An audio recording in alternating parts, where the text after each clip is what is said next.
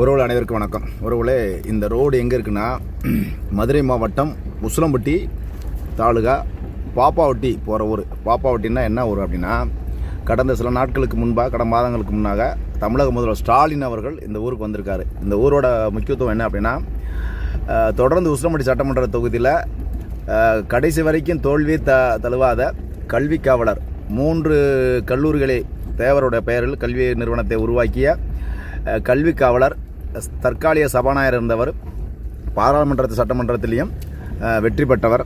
அவர் சொந்த ஊரான பாப்பாவட்டிக்கு போகக்கூடிய சாலை இது.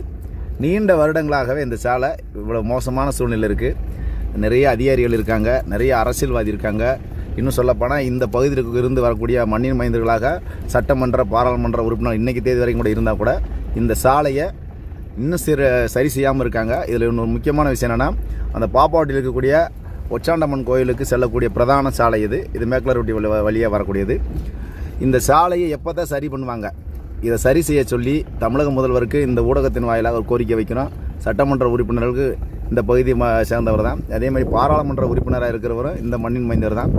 இது அடிப்படை விஷயங்களை செய்வதற்கான நோக்கத்தோடு இந்த பதிவு பண்ணுறோம். கண்டிப்பாக வெகு விரைவில் இந்த சாலையை சரி செய்யணும். ஒரு நாளைக்கு குறைஞ்சபட்சம் 100க்கும் மேற்பட்ட மக்கள் இந்த கோயில்கள் வழிபடுவதற்கு வருகை தந்திருக்காங்க.